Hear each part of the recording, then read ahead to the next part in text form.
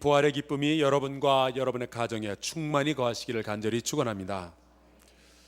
성경에 보면은 부활에 관련된 이야기는 예언도 있고 그 보고도 있고 그 이후의 해석도 굉장히 많은 부활에 대한 이야기들이 있습니다. 그런데 어떤 분들이 그러셔요. 복음서를 아무리 들여다봐도 또 연구해보고 읽어보아도 이 복음서만으로는 부활이 설명이 잘 안 된다, 그렇게 말씀을 하셔요. 근데 여러분, 복음서가 부활을 설명하는 것이 아니고요, 부활이 복음서를 설명하는 겁니다. 부활의 사건은요, 예수께서 복음서에서 행하셨던 모든 것들, 예언하신 모든 것들, 말씀하신 모든 것들이 진짜 확실한 사실이었다는 것을 증거하는 사건이에요. 우리는 부활이라는 것으로부터 복음서를 읽어 들어가야지, 복음서가 어떻게 부활을 증명하는가, 그것을 우리는 잘못된 방향으로 성경을 읽고 있는 겁니다. 하나님의 나라도 역시 하나님의 나라의 모든 과정 속에서 부활이 있는 것이 아니고, 부활을 통해서 우리가 하나님의 나라를 새롭게 조명하고 그 부활이 하나님의 나라가 진짜로 이루어질 것을 우리가 믿는 증거로 삼아야 하는 것이죠. 여러분, 이 부활이 있기 위해서는요, 먼저 전 단계가 필요합니다. 부활이 있기 전에 있어야 하는 사건이 무엇이 있을까요? 죽어야 됩니다. 사망이 먼저 있어야 부활이 있는 거죠. 그런데 여러분 생각해 보세요. 하나님의 아들인 그분께서 어떤 이유로 인해서 그렇게 죽으셔야만 했을까요? 2주 전이었나요? 시리아에서 화학 무기가 투하가 돼서 어린이 30명 포함 민간인이 100명 이상이 비참하게 죽었습니다. 아주 끔찍한 사건이었어요.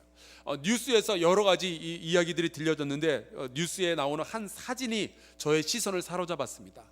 한 아빠가 쌍둥이 아이 둘을 안고 우는 장면이었어요. 그 두 아이 다 가스를 마시고 둘 다 죽었어요. 쌍둥이가. 정말 끔찍했습니다. 이 일 때문에 미국은 시리아에 미사일을 발사하고 지금 세상이 굉장히 시끄럽죠. 이때 사용되었던 독가스의 이름이 사린이라는 독가스래요. 얼마나 독성이 강한지 청산가리의 500배의 독성을 가지고 있답니다. 그런데 더 놀라운 게 있어요. 이 사린이라는 독가스보다 100배의 독성을 가진 독이 있답니다. 2달 전에 김일성의 손자였던 김정남이 말레이시아에서 독살을 당했죠. 그때 그를 독살시킨 독이 발견이 됐는데 그 독의 이름이 VX라는 독이었어요. 이 VX라는 독은 얼마나 지독한지 피부에 조금 소량이 묻거나 아니면은 그 수증기를 살짝 호흡한 것만 가지고도 사람이 죽을 수 있답니다. 1g만 가지면 100명을 죽인대요. 그래서 인류는 이 독을 만들어서도 안 되고 보관해서도 안 되고 더더욱 사용해서는 안 된다라고 국제사회가 유엔이 금지를 시켜 놓았습니다. 그런데 여러분, 이 VX보다 더 지독한 독이 있다는 사실 아십니까? 바로 여러분과 저의 죄입니다. 얼마나 독성이 강한지 아세요? 인류는 물론이고 하나님의 아들까지 죽일 정도입니다. 그래서 하나님께서는 이 죄를 인류가 만들어서도 안 되고 보관해서도 안 되고 더더욱 사용해서는 안 된다라고 말씀을 하시는데, 그럼에도 불구하고 우리는 이 독을 품고 이 독을 사용하면서 살아갑니다.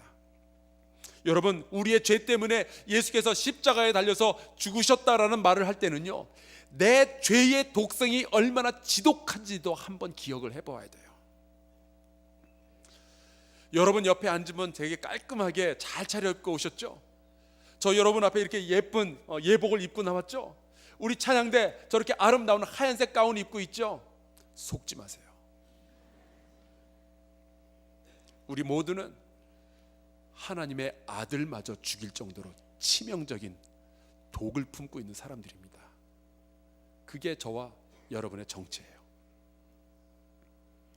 그렇다면 이렇게 악독한 죄를 지은 저와 여러분에게 소망이라는 게 있을 수 있을까요?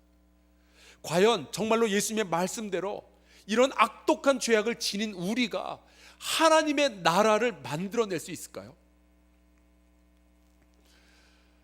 되게 저는 이 부분에 대해서 좀 부정적이었습니다. 안 될 것 같아요. 도무지 안 될 것 같아요. 우리를 통해서 어떻게 하나님의 나라가 만들어지고 하나님의 거룩함이 드러나고 하나님의 뜻이 이 땅 가운데서 이루어지겠냐고요. 그런데 오늘 우리가 함께 읽은 이 베드로전서 1장 말씀을 묵상하는 가운데 제가 특별한 은혜를 받았습니다. 가능하겠더라고요. 3절에 보니까 아버지 하나님께서 예수 그리스도를 죽은 자 가운데서 부활하게 하셨다라고 기록해 놓았습니다. 그래서 우리가 오늘 그것을 기념하려고 함께 모여서 이렇게 예배 드리는 거 아니겠어요? 그런데 이 말씀을 듣는 순간 그럴 수 있지, 아버지니까 아들을 살려낼 수 있지. 게다가 그 아버지가 보통 아버지도 아니고 천지를 창조하신 하나님이시고 모든 생명의 주인 되시는데 아버지 하나님이 살려내실 수 있지, 아들이니까. 거기까지는 제가 이해가 됐어요. 그런데 정말 놀라운 사실이 하나 숨어 있는데 그 아들을 죽인 악독한 독을 지닌 우리마저도 살리시는 거예요. 우리를 거듭나게 하사 산 소망이 있게 하시겠다. 예수 그리스도의 부활을 통하여서. 이것이 오늘 우리가 함께 읽은 베드로전서 1장의 말씀이에요. 여러분, 예수께서 죽음에서 부활하셨다라는 것은 그냥 그분의 기쁨이고 아버지의 기쁨뿐만이 아니라 여러분, 우리의 부활과 우리의 거듭남과 우리의 산 소망까지 이어지는 놀라운 기적임을 믿으시기를 주의 이름으로 축원합니다. 여기에 대해서 베드로만큼 할 말이 많은 사람도 없어요. 예수께서 죽으시고 무덤에 장사 지은 다음에 이틀이 지나서 금요일날 돌아가시고 토요일 지나고 주일날 일요일에 이 여인들이 예수님의 몸에 향품을 바르러 무덤으로 갑니다. 그때 이 여인들이 걱정했던 것은 이 무덤 문을 막고 있는 큰 돌이 있는데 이거를 누가 옮겨주지? 여기에 대해서 걱정을 하고 갔어요. 근데 막상 가서 보니까 무덤을 막고 있던 그 큰 돌이 옮겨져 있었습니다. 그리고 대신에 거기에 젊은 남자가 앉아 있었는데 그가 바로 천사라고 우리 기독교 선배들은 증언하고 있어요. 그리고 그 광경을 보고 이 여자들은 즉시로 베드로에게 달려갑니다. 그래서 이 사실을 알리죠. 그래서 베드로와 요한이 다른 박질을 해서 무덤으로 왔어요. 보니까 돌문이 열려 있죠. 그래서 무덤 안으로 들어갔습니다. 예수께서 보이시지 않는 거예요. 여러분, 이 천사가요, 예수께서 누우셨던 무덤을 막고 있던 그 큰 돌을 움직인 것은 예수님이 무덤에서 나가실 때 편안하게 하기 위해서 움직인 것이 아니고요, 그때까지만 해도 예수 그리스도의 부활을 못 믿어하던 제자들이 무덤 안으로 들어가게 하기 위함이었어요. 들어가서 보고 확증했어요. 예수께서 부활하셨구나. 그것을 본 베드로는 더 이상 똑같은 삶을 살 수 없었습니다. 더 이상 비겁자의 삶을 살 수 없었어요. 예수를 부인하고 예수를 멀리해서 도망가고 이런 삶 더 이상 살 수 없었어요. 그래서 그 부활이 베드로의 기억 속에는 나를 거듭나게 한 사건으로 남아있는 거예요. 부활이 자기의 삶을 어떻게 바꿨는지를 가장 잘 아는 사람이 베드로였습니다. 자, 베드로는 부활이 거듭남과 연관이 있다라고 말했는데요, 여러분, 이 믿는 자의 거듭남이 도대체 어떤 의미를 가지고 있을까요? 요한복음 3장에 보면은 그 설명이 나와 있어요. 어느 날 니고데모라는 유대인의 그 지도자가 예수님에게 몰래 저녁에 찾아옵니다. 그래서 예수님에게 이야기를 해요. 당신은 하나님께로부터 오신 선생인 줄 우리가 아나이다. 그랬더니 그 말을 들으시고 예수께서 니고데모에게 이렇게 말씀하십니다. 진실로 진실로 내게 이르노니 사람이 거듭나지 아니하면 하나님의 나라를 볼 수 없느니라. 여러분, 거듭나지 않으면요, 하나님 나라를 못 봐요. 거듭나기 위해서는요, 예수 그리스도의 부활이 있어야 되는 거예요. 여러분, 부활로부터 거듭남을 통하여서 하나님의 나라로 지금 거꾸로 우리가 거슬러 올라가는 중이에요. 부활을 믿지 못하면은 하나님의 나라와 우리는 상관이 없는 사람들이에요. 우리처럼 독성을 가진 사람은요, 거듭남의 기적이 있어야만 하나님의 나라를 경험하고 하나님의 나라를 만들 수가 있게 되는 거죠. 그대로는 안 돼요. 더 나아가서 베드로는 이 부활이 우리로 하여금 산 소망을 가지게 한다라고 말했습니다. 여러분, 죽은 소망이라는 것은 아무리 소원을 가져봐야 못 이루는 소망, 그것이 죽은 소망이에요. 100년을 그 소망을 품고 있어도 안 돼요. 산 소망은 우리가 아무리 힘들고 어려운 과정을 지날지라도 이 소망만 품고 있는다면 언젠가는 그 소망이 이루어질 때 그것을 우리가 산 소망이라고 부르죠. 하나님의 나라가 가까이 임하게 된다는 것도, 애통하는 자가 복이 있나니 저희가 위로를 받을 것이라는 것도, 의에 줄이고 목마른 자에게 복이 있나니 저희가 배부름을 얻게 될 거라는 것도 산 소망인 거예요. 하나님의 나라는 작게 겨자 씨앗처럼 시작하지만 언젠가는 커져서 거기에 수많은 사람들이 거하게 된다라는 약속도, 언젠가는 예수께서 다시 재림하셔서 하나님의 나라를 완벽하게 완성하실 것이라는 사실도 다 진짜라는 이야기예요. 부활이 그 모든 것을 증명하는 겁니다. 부활로부터 하나님의 나라를 다시 봐야 돼요. 그리고 이 부활은 우리로 하여금 썩지 않고 더럽지 않고 쇠하지 아니하는 유업을 잊게 하신다라고 했어요. 그것은 우리를 위해서 하나님께서 하늘에 간직해 놓으셨던 것이라고 합니다. 그 유업이 무엇일까요? 하나님의 나라예요. 우리가 하나님의 나라에 대해서 참 많은 이야기를 그동안 해왔습니다. 오늘까지 포함해서 제가 뒤져봤더니 21번을 설교를 했더라고요. 우리가 하나님의 나라에서 참 많은 이야기를 나누었는데, 그 하나님의 나라를 우리가 간략하게 설명을 하자면, 하나님의 통치가 이루어지는 사람과 장소와 시간, 그것이 하나님의 나라예요. 그런데 이것을 예수께서 가르쳐 주신 주기도문식으로 표현을 하자면은, 뜻이 하늘에서 이루어진 것처럼 땅에서도 이루어지는 상태, 그것이 하나님의 나라죠. 최근에 은퇴를 한다든지 혹은 개인적인 어떤 사정으로 인해서 도시에서 살다가 귀농해서 집을 짓고 거기서 사는 분들이 많이 생겨나고 있습니다.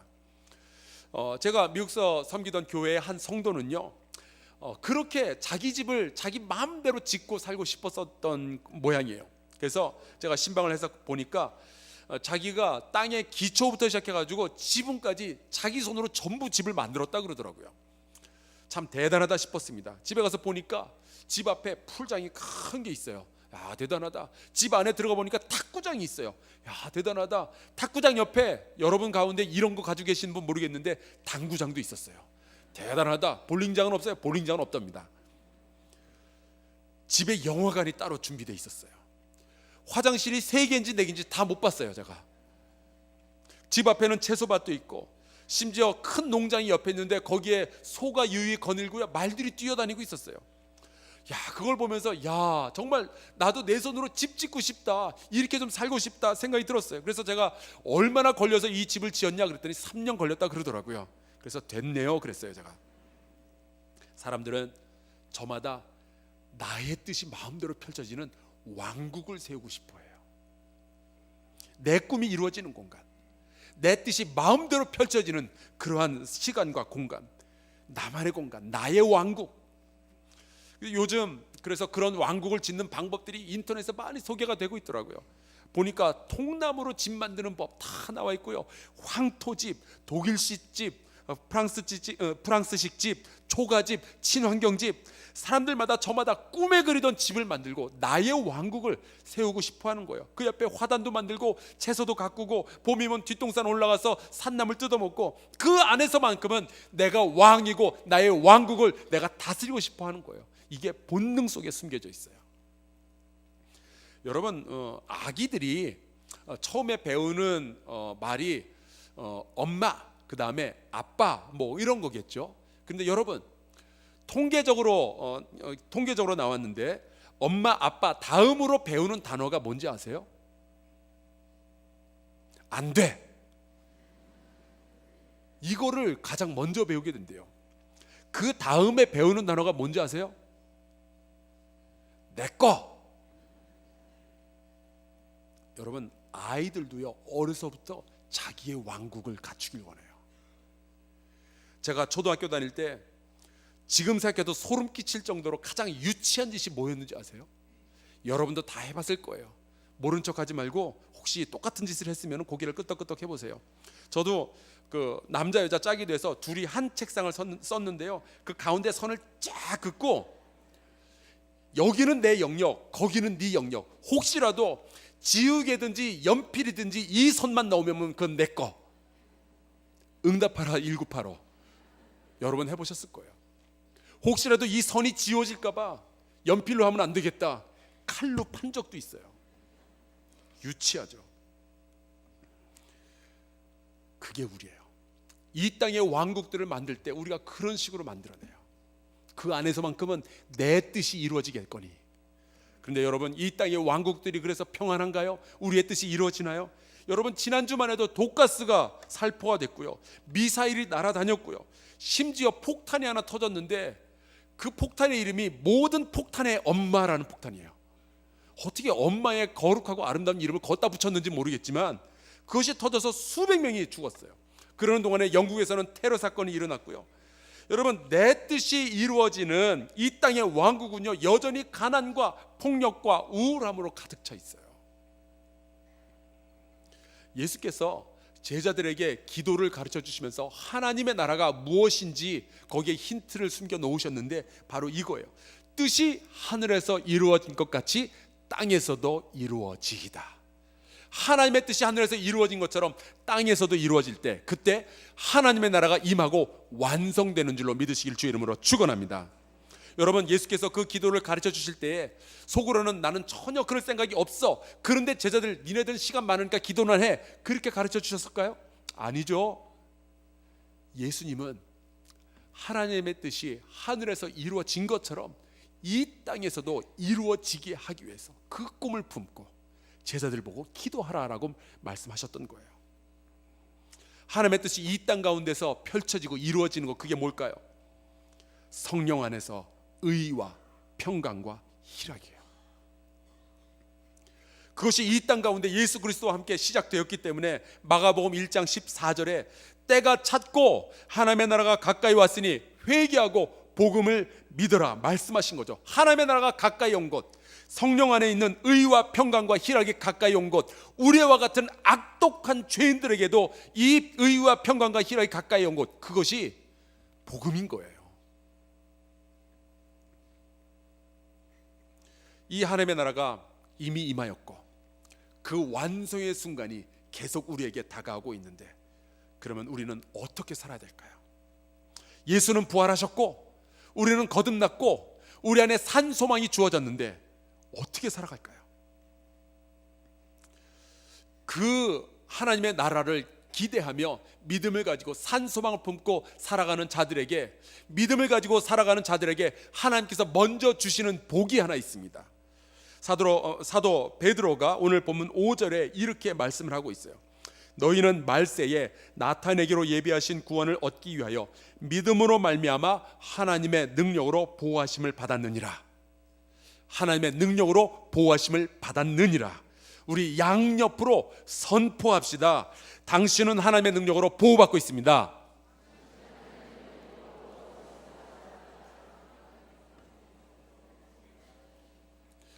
저는 여러분이 지금 어떠한 어려움 가운데 처해 있는지 잘 모르겠어요.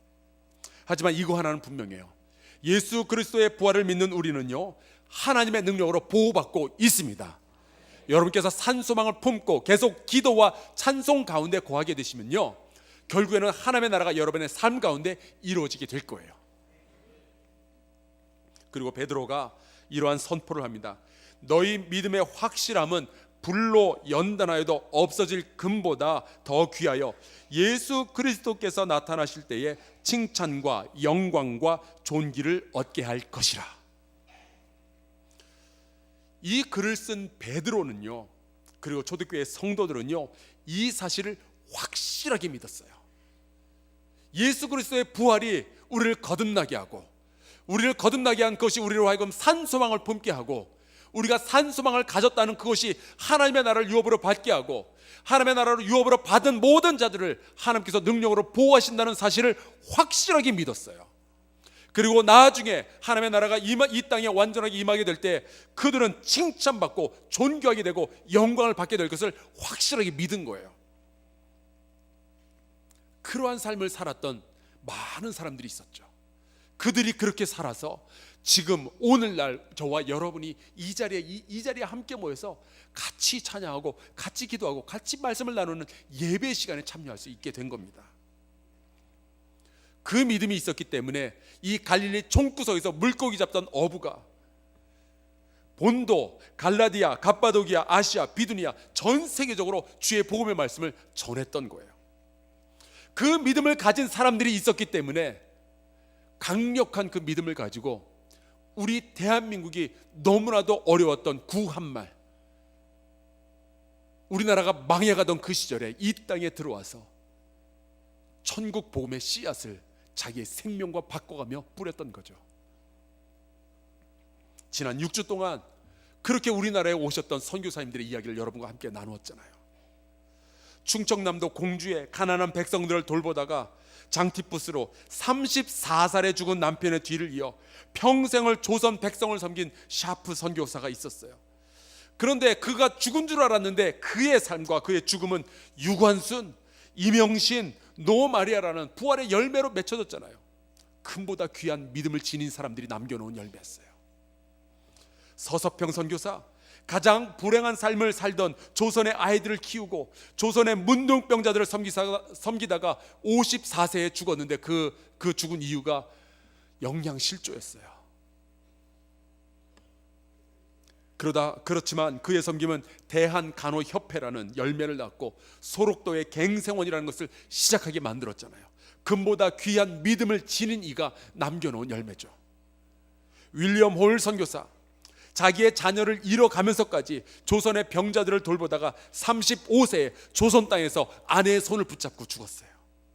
하지만 그의 헌신은 이 땅에 고려대학교 병원과 이화여대 병원의 출발을 남겨놓았잖아요.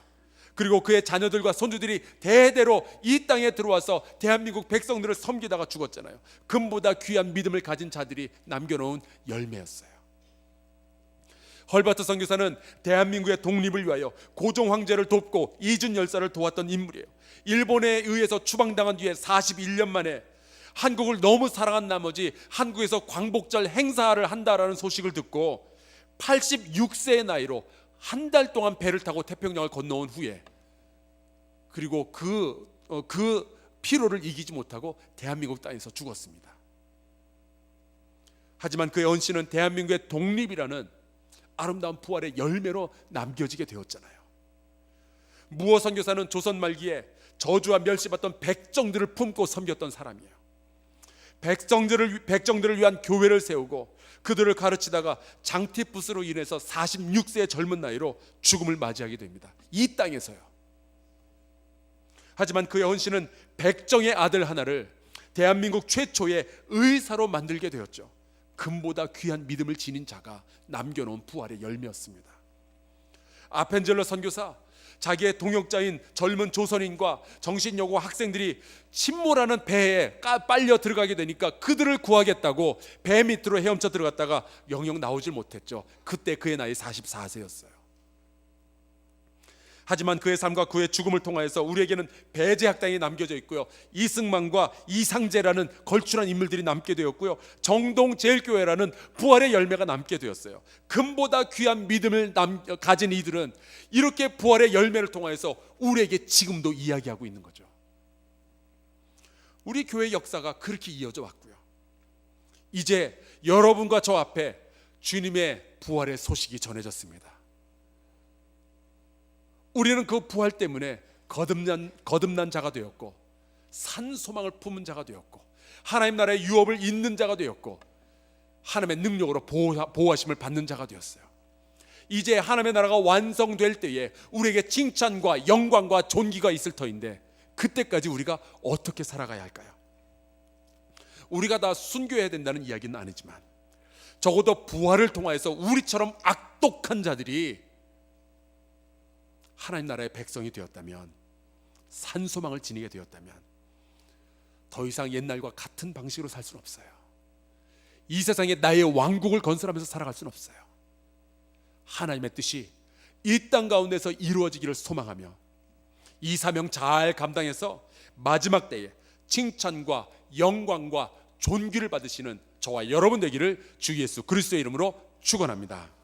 우리 함께 찬송가 161장 주의 부활을 기억하며 같이 찬양하겠습니다.